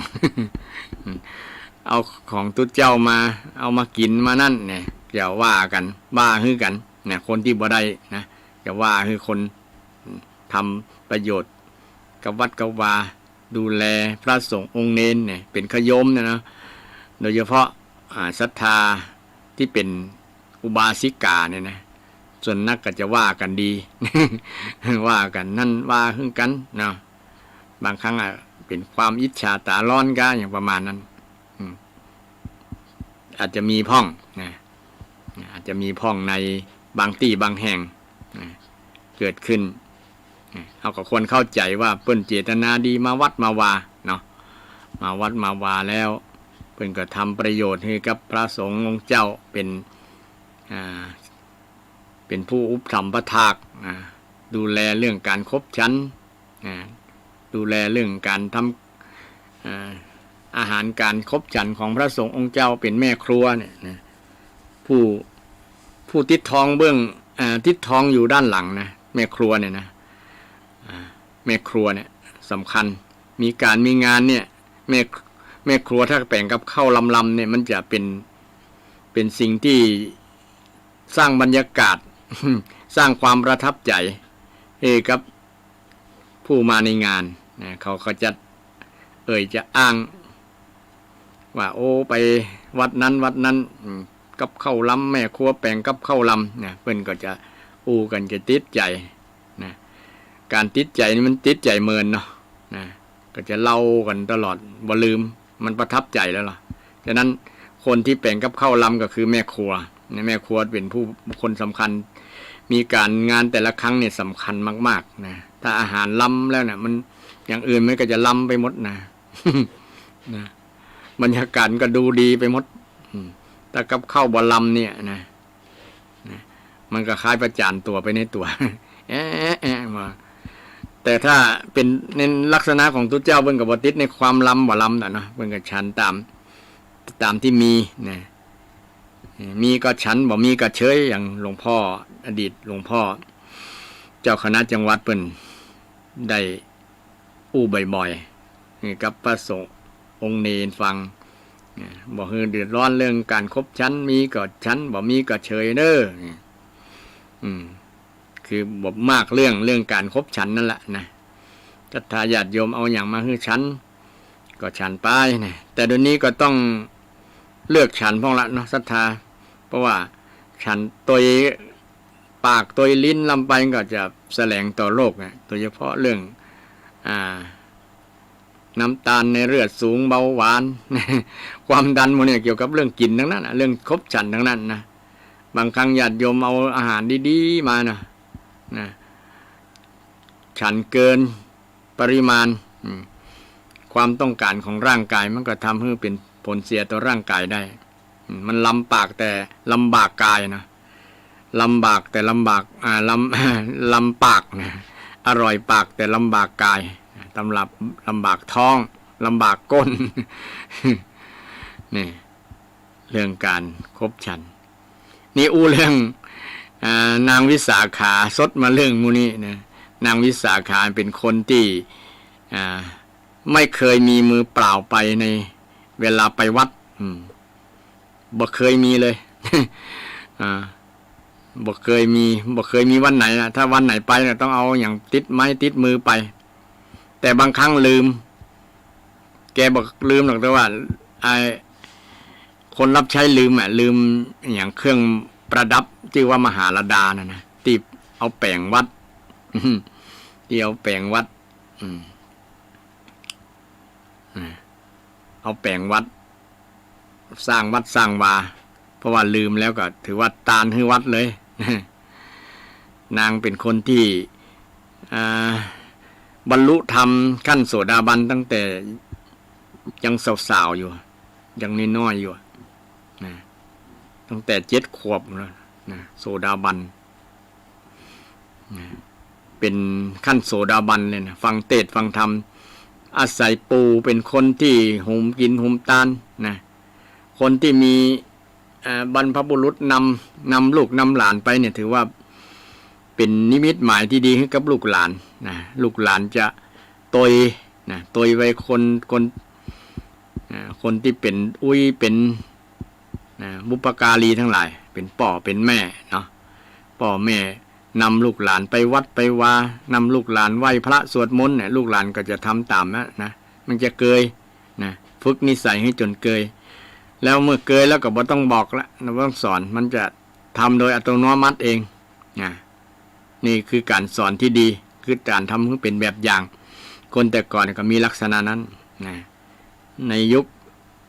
ช่วงนี้ก็บางครั้งคนที่เป็นพ่อเป็นแม่ก็บ่มีเวลามาทำให้เป็นแบบอย่างเนาะเพราะว่ามันยุ่งกับการกับงานอยู่กับเรื่องทำมาหากินเนาะเลยเป็นเรื่องบ่มีโอกาสที่จะมาทำให้ลูกหลานได้ดู มันก็เลยเป็นผลเสียอย่างหนึ่งทำให้ลูกหลานบ่ได้คุ้นเคยกับสิ่งที่พึงจะเป็นที่พึงจะทำเช่นกิจกรรมเวลาจะนอนจะทำคุณงามความดีต่างๆเนี่ยนะถ้ามีพ่อมีแม่นำทำให้ดูทำให้หันลูกหลานก็จะทำโดยบางครั้งพ่อแม่มาทำการทำงานมาอิดอ่อนมันบอกมีเวลาจะมานั่งสมาธิมาสวดมนต์ก็รับลวด บ่ได้ได้จ่าบางครั้งบ่ได้ได้จ่ากับลูกกับหลานเนี่ยมันเหน็ดเหนื่อยจากการทำงานก็บ่ว่ากันเนาะแต่ก็มีบ้างมีพ่องที่บางคนอาจจะอยู่กับลูกกับหลานเช่นแม่เนาะผู้ที่เป็นแม่เป็นกันเนี่ยนะก็ทำให้ลูกให้หลานดูเกี่ยวกับเรื่องทำบุญทำกุศลอยู่กับคุณงามความดีเนี่ยเป็นหน้าที่ของผู้นำที่เกิดก่อนทำให้เด็กๆเยาวชนลูกหลานได้ทำตามได้ดูเป็นแบบอย่างเป็นแบบอย่างนางวิสาขาก็มีบรรพบุรุษก็คือนะคือปู่คือย่ามันเนี่ยนำทำมาก่อนนางก็ได้อุปนิสัยได้ความคุ้นเคยคุ้นชินจากการกระทำตั้งแต่เป็นละอ่อนมาแล้วนะก็สู่วัยสาวกับบ่ยากอย่างก็เข้าใจในหลักการปฏิบัตินะจนบรรลุธรรมโดยการฟังธรรมจากพระโอษฐ์จากปากของพระพุทธเจ้าจากพระโอษฐ์จากปากของเจ้านางก็เลยตั้งสัจฐานมาตั้งแต่อดีตชาติก็ล่ะนางวิสาขาเนี่ยนะตั้งแต่สมัยพระพุทธเจ้าองค์ก่อนกัสสปะก็ดีหลายๆองค์เนาะตั้งใจว่าจะทำสร้างอย่างหลายๆอย่างสร้างคุณงามความดีที่ว่ามาทำบุญนะญาติโยม ทำบุญการทำบุญนี่คือเป็นการสร้าง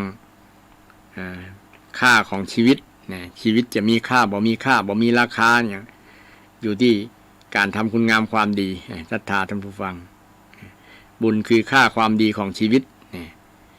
ถ้าอยากจะมีค่ามีราคามีความหมายเนาะคนถ้ามีบุญเนี่ยคือว่าเป็นคนที่มีค่ามีราคามีประโยชน์มีประโยชน์ประโยชน์ที่จะได้พึ่งพิงเป็นตีเปิ้งพิงของตัวเก่าเฮานี่ละบุญเนี่ยนะไม่ใช่พึ่งพิงของไหนปุญญานิปรโลกัสสมิงบุญเป็นตีเปิ้งของผู้ที่ล่วงลับไปแล้วนะแม้แต่ล่วงลับไปแล้วก็ยังได้เป็นตีเปิ้งบุญคือความสุขที่มีอยู่ในใจตนนะพุทธเจ้าว่าภิกษุทั้งหลายบุญพวกเธออย่ากลัวเลยบุญเป็นชื่อของความสุขนะบุญบ่น่ากลัวศรัทธาญาติโยมบุญบ่น่ากลัวแต่กลัวซอง กลัวซองขาวนะซองขาวกลัวนะเปิดประตูออกมาซองขาวละนี่บึดวัดนั้นบึดวัดนี้ ช่วงกฐินนี่ซองจะนักซองจะทับซ้อนกันบ่ฮู้ตีนไหนเป็นตีนไหนก็มาแจกซองกันโอ้ลบบัดตัน ญาติโยมจะไปกลัวเนี่ยนะเอาตามที่เขาทำได้นะเช่นเขาสมมุติว่าเขาได้รับ5 ซองเนาะหรือว่านักสุดกับ10 ซอง10 ซองเขาก็มีกำลังเช่นมี200ใส่ซองละ20หรือว่ามี100ก็ใส่ซองละ10เนี่ยหรือว่ามีบ่ถึง100ก็หารไปนะมี50 บาทใส่ซองละ5 บาทนี่หรือว่ามี5 บาทก็ใส่ซองละกึ่งสลึง ขออย่างให้มันพุทธตื่นเนาะเดี๋ยวนี้เพิ่นพิมพ์ซองเป็นบาทเนี่ยนะ 2 บาทขึ้น3 บาทขึ้นเนาะ3 บาทขึ้นก็ใส่ไปญาติโยมอนุโมทนาอย่างตินบาลเนี่ยเพิ่นทำบุญ5 มาซกบาทเดียวญาติโยมเนี่ยได้เป็นเศรษฐีเพิ่นทำบุญบาทเดียวนี่เฮาทำบุญตั้ง3 บาทก็รอนี่ศรัทธาทำบุญ3 บาทอันนี้ให้ฟังว่าเฮาทำตามที่เฮามีกำลังทำได้แต่อย่าไปเอาซองฉีกขว้างนะทำตามที่เฮาทำได้เนาะทำได้คงบอกเหลือกำลังศรัทธาตามกำลังนั่นแหละนะถ้าทำเกินกำลังมันก็จะฮักกำลังตัวเก่านะฮัก มันจะอิดเป็นหนี้เป็นสินต่อมาถึงว่าบริหารตัวใครที่เป็นหนี้เป็นสินมาทำบุญกฐินก็ดีทำบุญพระป่าก็ดีทำบุญอย่างต่างๆนะไปเป็นติดหนี้เพิ่นมาทำเนี่ยอย่าเลยศรัทธาอย่าเลยทำแล้วจะบ่ได้บุญถ้าติดหนี้แล้วนะมันจะเป็นทุกข์กึดโอ้เมื่อใดจะจ่ายหนี้ของเรานะหันเจ้าหนี้มาทวงกันเป็นทุกข์คำละนะมันจะเป็นทุกข์ศรัทธาญาติโยมแทนที่จะได้บุญได้กุศลทำที่จะมีความสุขเนาะบุญคือความสุขนะบุญคือแหล่งความสุขทุกเวลาฝ่ายที่มีความสุขเป็นประจำนี่มาจากการทำบุญในอดีตชาติส่วนหนึ่งแล้วก็ในปัจจุบันส่วนหนึ่งญาติโยมโดยเฉพาะบุญกฐินบุญกฐินที่เป็นบุญที่เราทั้งหลายคุ้นเคยออกพรรษาแล้วเนี่ยญาติโยมก็จะได้ทำบุญกันช่วงในพรรษาก็มีการตานสลากยังก็มีมันเนาะบางที่บางแห่งบางที่เพิ่นก็ทำบุญบ่ทำบุญสลากกับตานเนี่ยตานกฐินแตนตานต้นเงินแตนนี่เนาะนี่ตานต้นเงินเพื่อที่จะสมทบทุนแต่ละวัดจะได้แปลงถาวรวัตถุซ่อมกุฏิวิหารที่มันลุมันพังหรือว่าแปลงศาลาแปลงอย่างหลายๆอย่างแปลงโบสถ์แปลงหอธรรมแปลงห้องน้ำแปลงศาลาหลายๆอย่างนะแต่แล้วแต่สถานที่เพิ่นจะพัฒนาด้านไหนก่อนว่าด้านไหนมันควรจะทำก่อนสร้างก่อนนะเพื่อจะใช้ประโยชน์ส่วนรวมเป็นสาธารณประโยชน์ก็อาศัยการทำบุญกฐินทอดผ้าป่าตานต้นเงินตานสลากนี่แหละศรัทธาญาติโยมเพราะว่าจะ ไปเปิ่งตังอื่นกับบ่มีลูกหลานที่จะหรือว่าพระสงฆ์องค์เจ้ากับบ่มีศรัทธาที่จะที่เป็นเจ้าภาพมือเติบมือใหญ่ๆจากกรุงเทพกรุงไทยจากต่างประเทศก็อย่างถ้ามีรายใหญ่ๆก็พอจะแบ่งเบาหน้าที่ของศรัทธาในบ้านนั้นๆวัดนั้นๆได้เนาะเห็นบางที่บางแห่งครูบาเพิ่นเก่งหรอบางตนบางรูปนะเพิ่นมีศรัทธาจากที่อื่นที่ไกลนะมารับเป็นเจ้าภาพมาตานแต่ละครั้งนะเป็นแสนเป็นล้านก็มีนะหลายล้านอีกเป็นต้นเนาะอันนี้ก็ถือว่าเป็นบุญบารมีของครูบานั้นเพิ่นได้สั่งสมมาในอดีตชาตินะแล้วก็ทำให้ศรัทธาญาติโยมเกิดความศรัทธาความเลื่อมใสในองค์ครูบาพระสงฆ์องค์เจ้ารูปนั้นๆก็ทำบุญไปเพื่อที่จะได้ประโยชน์ได้อานิสงส์จากการทำบุญนั้นๆโดยเฉพาะช่วงเทศกาลออกพรรษาไปแล้วเป็นการทำบุญกฐินก็อนุโมทนาญาติโยมที่มีความตั้งใจบางผู้บางท่านเป็นเจ้าภาพนะทานกฐินกันบางคนก็เป็นเจ้าภาพรวมกฐินสามัคคีอย่างวัดอาตมานี่ก็เป็นกฐินสามัคคีในวันที่30 ตุลาก็จะทำการทอดกฐินสามัคคีญาติโยมท่านใดบ่เคยหันไปร่วมก็อนุโมทนาสาธุไปร่วมงานหรืออยากจะร่วมทำบุญก็ติดต่อได้ที่วัดบรรณาอาจจะเอาเรื่องอย่างเลขบัญชี เผื่อญาติโยมบางผู้บางท่านอยากจะมีส่วนร่วมโดยทำบุญร่วมกับทางวัดนะทางวัดก็งานกฐินก็จะมีวันที่30 ตุลาคมนะช่วง9 โมงจะมีศรัทธากฐินสามัคคีนี่มีมันเน้นบุคคลนะเน้นคนหลายคนนะสามัคคีนะก็จะมีคนเป็น200-300นะมาร่วมกิจการก็เป็นภาพความพร้อมเพียงภาพสามัคคีที่ปีผ่านๆมาก็เป็นลักษณะนั้น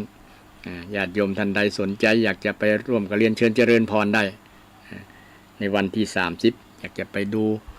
ได้ยินแต่เสียงฟังเทศน์ฟังธรรมจากสถานีขึ้น 104.5 อยากจะไปร่วมทำบุญกฐินกับทางท่านพระครูสิริอมราภิรัตน์วัดสันอุ้มหรือว่าวัดอมรารามก็เรียนเชิญเจริญพรได้หรือที่วัดนี่ก็ได้วัดป่าเศร้าของท่านอาจารย์พระครูประภัสชัยคุณเนี่ยบ่ฮู้ว่าวันไหนก็บ่ได้ถามท่านเนาะก็มาที่เยี่ยมที่รายการนี้ก็ได้ว่าจัดรายการที่วัดป่าเศร้าน้อยป่าเศร้าน้อยก็ลิงสายไปที่วัดฝ่ายหินขึ้น 104.5 ซึ่งมีท่านอาจารย์พระครูสมุวิสุวัตรวรจิตโจได้เป็นนายสถานีดูแลผังรายการได้ให้โอกาสกับตังรายการธรรมะเพื่อสืบสานและเพิ่มแรงบันดาลใจจากวัดชัยสถานอันนี้เรื่อง นางวิสาขาว่ามีคุณงามความดีเป็นผู้ที่หุมกินหุมตาลและเป็นโสดาบันตั้งแต่น้อยคือศรัทธาญาติโยมว่าเป็นบุคคลแรกในการตานผ้ากฐินที่มีประวัติมามีภิกษุจำนวน30 รูปนะชาวอะไรอย่างละลืมไปแล้ว 30 รูปจะมาเฝ้าพระพุทธเจ้านะเพราะว่าไผก็อยากจะหันพระพุทธเจ้าเนาะภิกษุทั้ง30 รูปนี้ก็เช่นเดียวกันภัททวัคคีภิกษุผู้เจริญภัททวัคคีแบบกลุ่มเจริญ30 รูปเนี่ยแต่มีผ้าที่เปื้อนด้วยขี้โคลนนะเพราะว่าฝนมันตกนักอย่างสภาพปัจจุบันเนี่ยนะช่วงเดือนตุลาก็ยังมีฝนนักอยู่นี่สมัยก่อนมันมีถนนหนทางดีนะ ถนนลูกลังถนนยางบัดต้อยถนนคอนกรีตนะเป็นตางเตียวตางห้อมน้อยๆนะแล้วก็ฝนตกกับน้ำก็ขังตามถนนนะจีวรกับเปื้อนหูดต้นไม้ใบหญ้าต่างๆนะก็ทำให้ลำบากในการเดินทางบางตนก่อนย่ำผ้าจีวรตัวเก่าพุดขาดก็มีใน30 รูปนะก็จะมาเฝ้าแหละแต่ว่ามาบัดตันสักกรรมมาพักที่เมืองสาเกตของนางวิสาขานี่แหละเนี่ยเมืองนางวิสาขานะนางวิสาขาก็หันพระนี่แหละพระสงฆ์30 รูปนี่แหละบ่มีผ้าใจเนี่ยเวลาจะอาบน้ำก็ต้องแก้ผ้าเนี่ยอุ้ยง่ายนะแก้ผ้าก็ลงในสระในหนอง แก้ผ้าเพราะว่าถ้าบ่แก้มันจะบ่มีผ้าเปลี่ยนไงเนาะแก้ไว้ก่อนเวลาปลอดคนแล้วก็ลงไปอาบส่งน้ำอาบน้ำแต่ก่อนมันบ่มีห้องน้ำห้องท่าอย่างเดียวเนาะอาบน้ำที่ต้าน้ำที่คลองเนี่ยพออาบเสร็จก็มานุ่งผ้าผืนเดิมนั่นแหละผ้าผืนเดิมมันใจถึงวันเนาะมันบ่มีเปลี่ยนไงนี่แหละเป็นสาเหตุที่พุทธ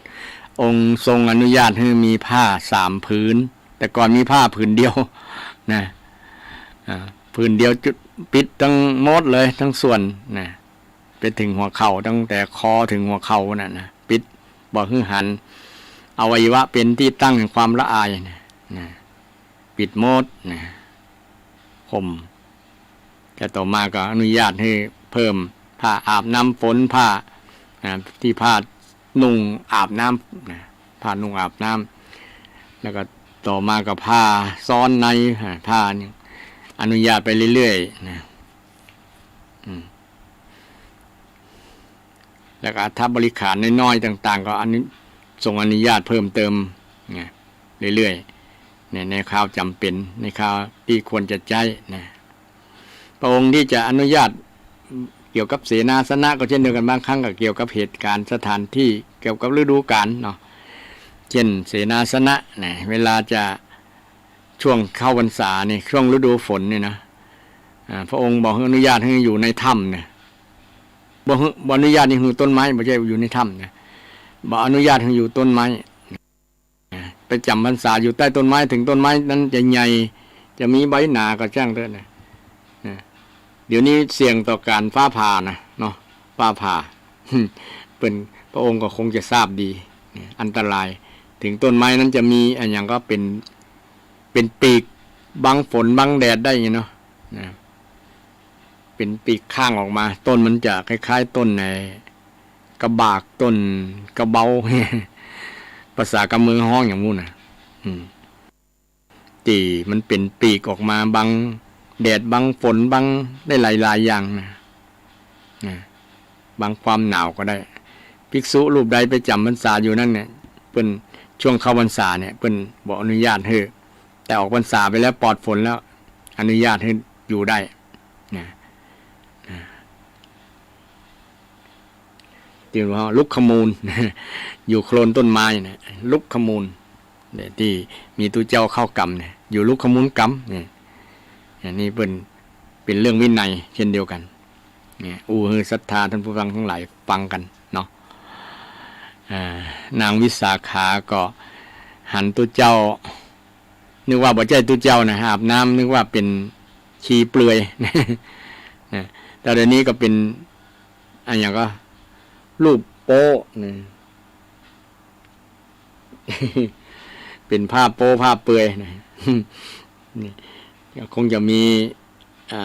อัดคลิปไว้ว่าตุเจ้าวัดนั้นแก้ผ้าอาบน้ำเนี่ยลงต้งลงนาลงหนองแต่ในสมัยนั้นสมัยพุทธกาลนะมันผ้ามันเขียมกับชุดไผ่ชุดมันนางเลยมากราบขอเป็นเจ้าภาพเจ้าศรัทธาขอเอามาถามก่อนว่าเป็นตุเจ้าหรือเป็นอย่างนั้นเนี่ยตุเจ้ามีกี่ตนอยู่วันนั้นมาถามหันตุเจ้า30 รูปนี่แหละกำลังอาบน้ำอย่างอยู่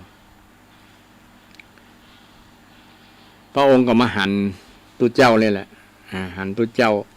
30 รูปเนี่ยแหละหลังจากออกพรรษาแล้วก็ตุเจ้า30 รูปก็ฟังมาหาพระพุทธเจ้าเนาะมากราบมาไหว้มาสาด้วยความเลื่อมใสศรัทธาในพระองค์พระพุทธเจ้าก็ถามข่าวสารทุกข์สุขดิบว่าเป็นจะได้พ่องนะ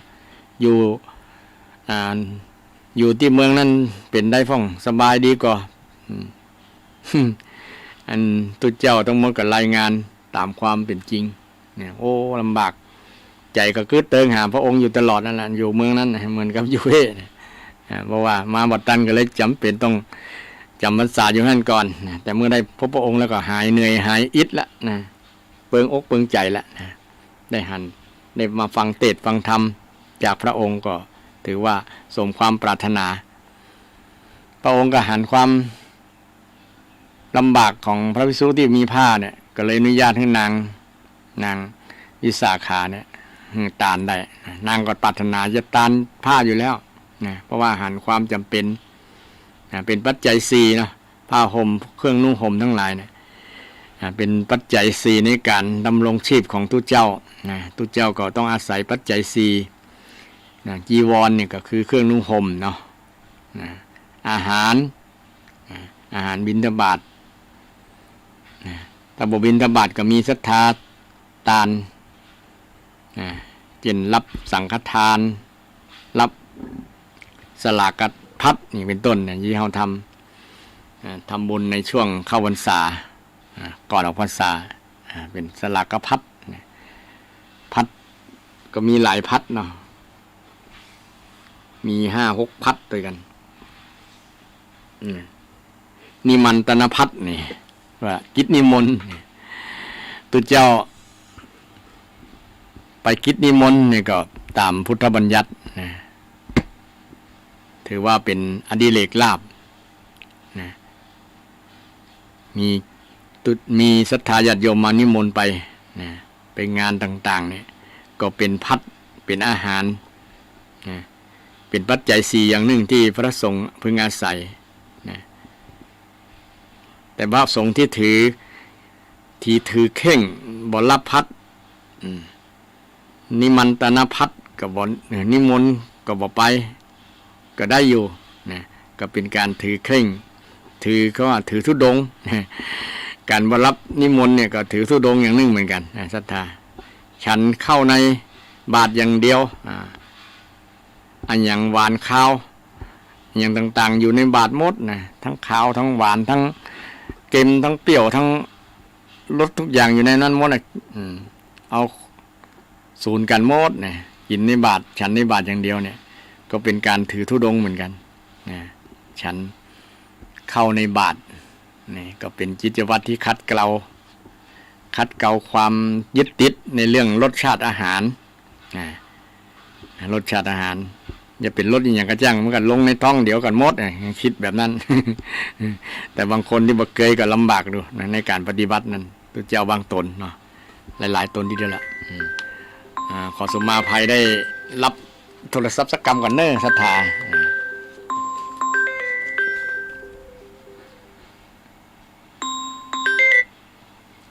ครับผม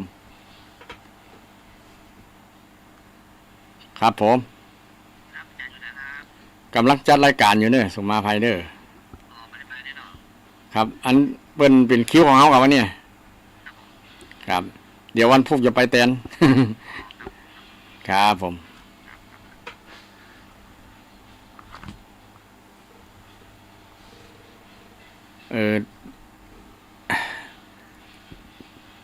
พระสงฆ์องค์เจ้า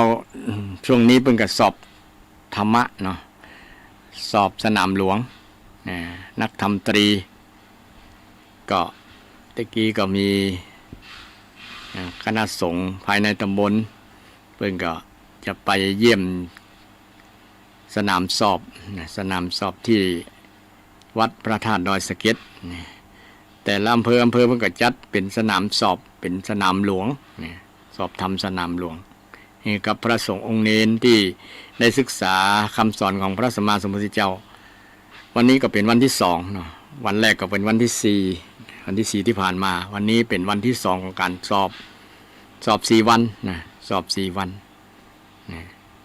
ก็เป็นการทดสอบความรู้ความสามารถที่ได้เรียนศึกษาพระธรรมวินัยของพระพุทธเจ้านะจะผ่านบ่ผ่านก็แล้วแต่ความรู้ความสามารถของแต่ละท่านได้ศึกษามานักน้อยเพียงใดนะก็ขอช่วยศรัทธาจะช่วยประสงค์องค์เนรที่ตั้งใจศึกษาเราเรียนถือว่าเป็นศาสนทายาทเป็นผู้ที่จะสืบทอดอายุพระพุทธศาสนาเป็นตัวแทนนะโดยเฉพาะพระหนุ่มเนนน้อยเนาะเป็นรุ่นต่อไปที่จะเป็นผู้ที่สืบทอดต่อก่อยมาแสดงธรรมมาบอกกล่าวมาสอนเอาคำสอนของพระพุทธเจ้ามาบอกต่อมาสอนมาเทศเป็นรุ่นต่อไปช่วงนี้กำลังศึกษาเราเรียนก็ขอให้กำลังใจกับพระสงฆ์องค์เนรทุกรูปทุกตนให้สอบผ่านด้วยดีทุกท่านทุกรูปนะครับสำหรับศรัทธาอยากจะร่วมสนทนาธรรมก็เรียนเชิญเจริญพรได้เนอะที่หมายเลขโทรศัพท์053-114-332 ศรัทธาก็กลิ้งกลางเข้ามาได้ส่วนอยากจะถามเรื่องเกี่ยวกับเรื่องกฐินในวันนี้เรื่องกำลังอูได้สักเก่งเนาะยังบ่จบเตือนเนี่ยเอาต่อถ้าบ่จบก็ต่อพุทธหน้าเนาะเพราะว่าก็จะมีรายละเอียดหลายๆอย่างที่จะต้องอู้ต่อเช่นเรื่องเกี่ยวกับเรื่องมีหูบจักเข้มีหูบเตาหูบนางมัจฉาหูบตะขาบตะขาบนี่ภาษากำเมืองว่าจะได้อันต่อมาเป็นคนไม่ใช่คนเมืองเนาะศรัทธาหูก็บอกค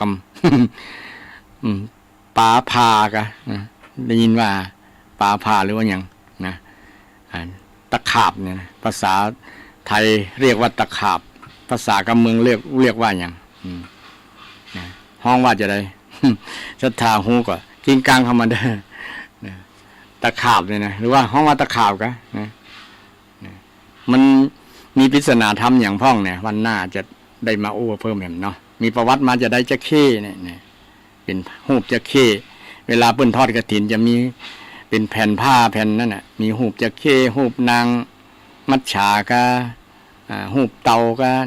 หูบตะขาบเนี่ย4 แผ่น4หูบเนี่ยจะกู้กับงานกฐิน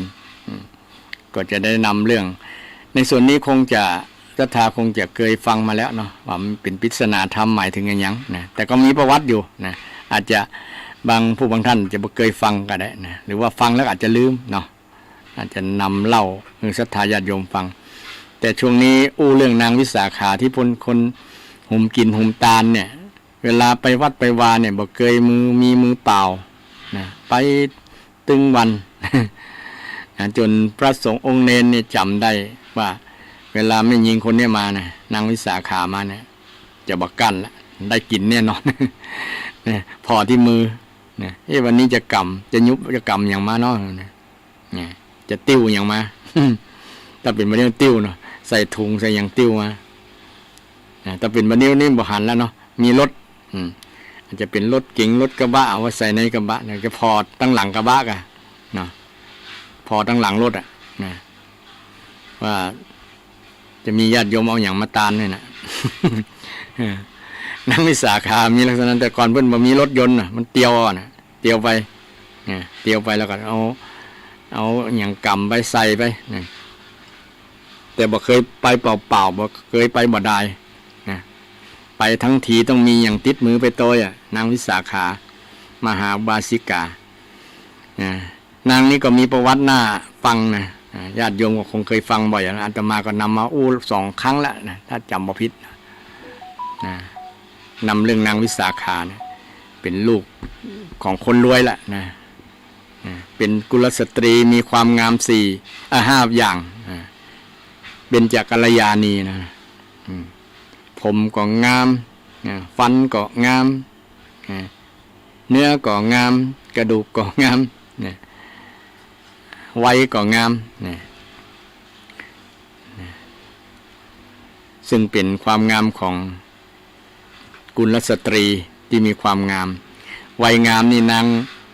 ไปนั่งอยู่กับกลุ่มลูกหลานก็พอว่าออกว่าไผแก่ไผอ่อนนะเหมือนกับยังสาวอยู่เนี่ยด้วยคนที่มีบุญนะ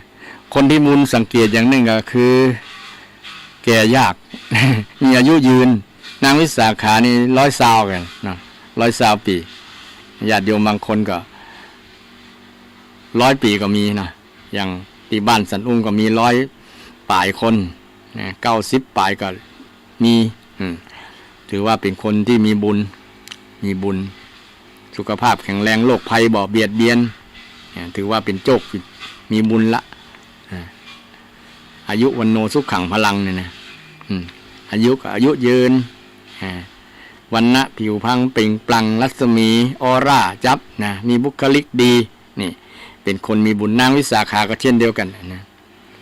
อยู่กับลูกกับหลานก็บอกว่าไผเป็นไผนะดูนมนะก็มีหลายคนล่ะนะเปิ้นแม่อุ้ยทั้งหลายบางคนเนี่ยผมก็บ่งอกนะตาก็ยังดีหูก็ยังดีอยู่เนี่ยถือว่ามีบุญเลยฟังตู้เจ้าเต้ก็ยังฟังชัดเจนอยู่บ่ได้ใช้เครื่องฟังใช้เครื่องช่วยฟังนะฟังชัดตาก็เห็นชัดบ่ต้องใจแว่นส่องซ้อนสอง ก็ถือว่าเป็นคนมีบุญภูมิใจในตัวเก่านะศรัทธาที่อายตนะทั้งหลายยังดีอยู่เนาะตาหูจมูกลิ้นกายใจ